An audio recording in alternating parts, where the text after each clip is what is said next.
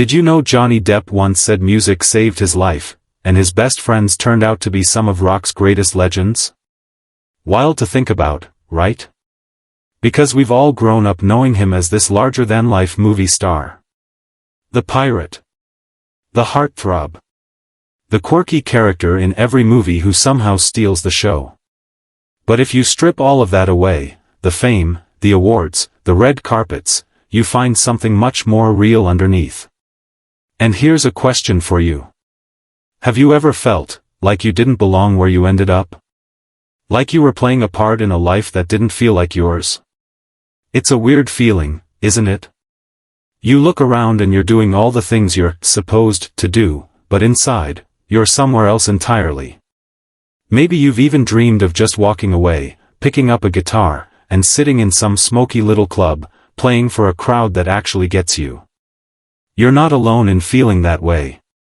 Because Johnny? He's felt that his whole life. So today, let me take you inside one of Hollywood's most unexpected, and honestly, most beautiful, stories. The story of how Johnny Depp found his second family. How he created a band with some of rock and roll's biggest names. And how that band, called the Hollywood Vampires, became his safe haven. His place to breathe. His way of finally feeling like himself.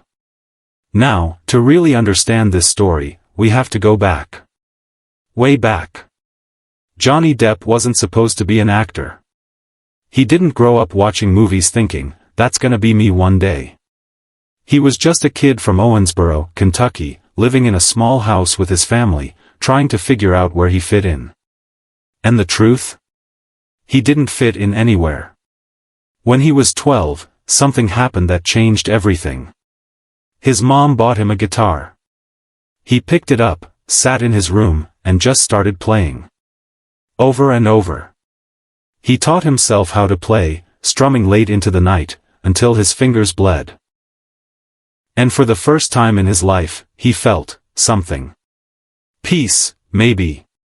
Belonging. Like he'd finally found the one thing he could do that made sense. But life doesn't always go the way you think it will. He ended up in Hollywood as a teenager, broke, sleeping on couches, trying to make it in music. And that's when acting sort of found him. A chance audition here, a lucky break there. Suddenly he was the hot young actor everyone was talking about. And don't get me wrong, he was good at it. But he's admitted more than once that he never felt quite comfortable in Hollywood. All the schmoozing, the parties, the interviews. He said it didn't feel real. But when he picked up a guitar, that was real. That was him. Fast forward a few decades. By now, he's one of the biggest movie stars in the world. Everyone knows his name. But inside, he still feels like that awkward kid in his bedroom, just trying to find his place. And then, he meets Alice Cooper. Alice Cooper, the godfather of shock rock. The guy who wore snakes around his neck and made entire stadiums scream. And Joe Perry, the legendary guitarist from Aerosmith. It's kind of funny when you think about it. Three guys from completely different worlds, all hanging out in Johnny's living room, just jamming. No egos. No cameras. Just music. And something clicked. Johnny said it felt like coming home. Like he'd finally found his people. They'd hang out for hours, trading stories, playing old rock songs, laughing. And then one night, someone said, why don't we just make this a real band? And just like that, the Hollywood Vampires were born. Now here's where it gets even cooler. That name, Hollywood Vampires, wasn't just something they made up. It's a tribute to a secret club from the 1970s. Back then, there was this group of rock stars who called themselves the Hollywood Vampires. They were like this wild brotherhood that met up at the Rainbow Bar and Grill on Sunset Boulevard. John Lennon was part of it. So was Keith Moon from The Who. Harry Nilsson. They'd drink all night, tell stories, and just be themselves. Away from the cameras, away from the pressure. So Johnny, Alice, and Joe wanted to keep that spirit alive. Not the heavy drinking, they'd all moved past that, but the brotherhood. The sense of family. The feeling that, even in this crazy world, they still had each other. And their shows? Oh, man. If you've never seen them live, it's hard to explain. It feels like stepping into a time machine. No fancy pyrotechnics. No overproduced gimmicks. Just loud, raw, unapologetic rock and roll. Fans say it's like watching a band from the 70s, because that's exactly what it is. Johnny usually stands quietly off to the side of the stage. He's not the one soaking up the spotlight. He keeps his head down, hair falling in his face, fingers flying over the strings of his guitar. You can see it in his eyes, he's somewhere else. Completely lost in the music. And when he sings, you can hear every heartbreak, every mistake, every story in his voice. He's not acting anymore. He's just being himself. One story that always gives me chills happened during a soundcheck in Germany. The arena was empty, just rows of seats waiting to be filled. Johnny stopped playing, looked around, and said softly, "This is the happiest I feel. Right here. This is where I belong." Think about that.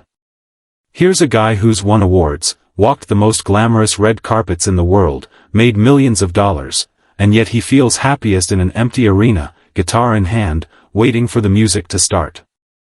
And you know what? That's what makes this whole thing so inspiring. Because it shows you that no matter how successful you are, no matter what the world thinks you've achieved, if you don't feel like yourself, none of it matters. You have to find your people. You have to find your thing. And that's exactly what he did. Something most people don't know about the Hollywood vampires is that they never set out to make it some huge, commercial thing. In fact, they often choose smaller venues on purpose.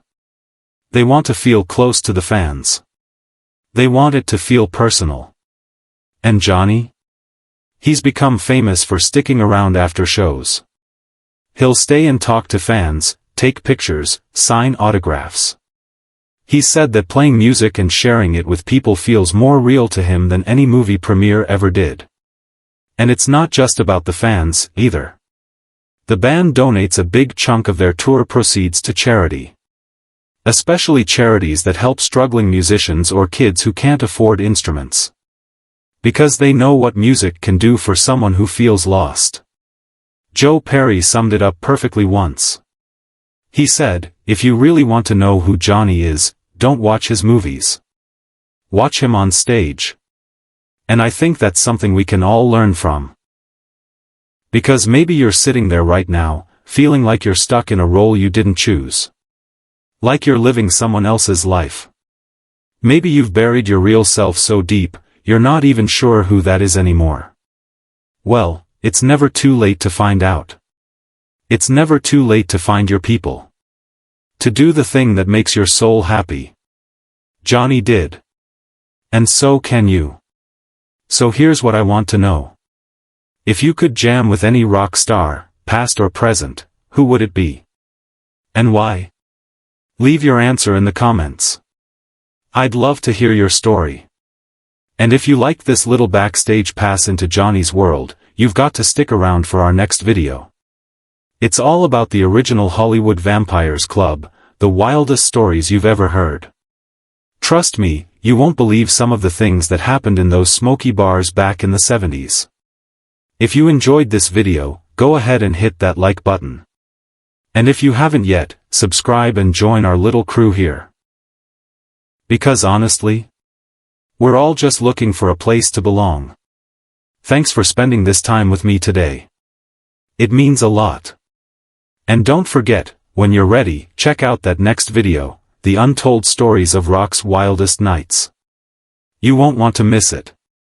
I'll see you there.